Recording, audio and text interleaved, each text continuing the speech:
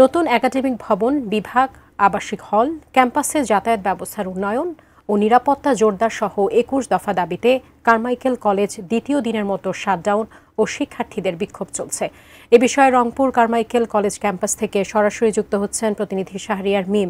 মিম, কি অবস্থা এই মুহূর্তে? শিক্ষার্থীদের বিক্ষোভের কি অবস্থা দেখতে পাচ্ছেন? ধন্যবাদ। এই মুহূর্তে রয়েছি রংপুরের কারমাইকেল কলেজ ক্যাম্পাসে। আপনাকে জানিয়ে রাখি যে গতকাল থেকে এই ক্যাম্পাস শাটডাউন কর্মসূচি পালন করছে, অর্থাৎ কারমাইকেল কলেজের যে একাডেমিক ভবনের উন্নয়ন, যানবাহনের উন্নয়ন এবং সেই সঙ্গে তাদের ২১ দফা দাবিতে কিন্তু এই মুহূর্তে কারমাইকেল কলেজের শিক্ষার্থীরা দ্বিতীয় দিনের মতো তারা শাটডাউন কর্মসূচি পালন করে কিন্তু তারা এখানে অবস্থান নিয়েছেন। শিক্ষার্থীরা আসলে তাদের ক্যাম্পাসের উন্নয়নের কথা বলছেন, শিক্ষার্থীরা তাদের ক্যাম্পাসের বিভিন্ন সমস্যার কথা নিয়ে বলছেন।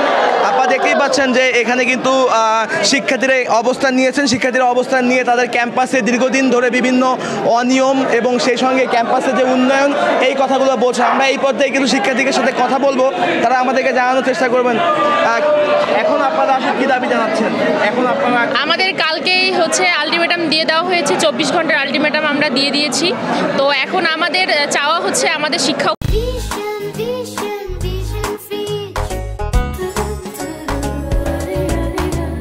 উপদেষ্টা এবং আমাদের যে জাতীয় বিশ্ববিদ্যালয়ের ভিসি আছেন, ওরা চাই উনি আমাদের ক্যাম্পাসে আসুক, দেখুক, বুঝুক এবং আমাদের সাথে আমাদের দাবিগুলা মেনে নিক। আমাদের কলেজে অভ্যন্তরীণ ২৫ দফা এবং ভিসি মহোদয়ের কাছে ১২ দফা দেওয়া হয়েছে। সব টোটাল দফাগুলো আমরা চাই আমাদের ক্যাম্পাসের দফাগুলো মেনে নেওয়া হোক।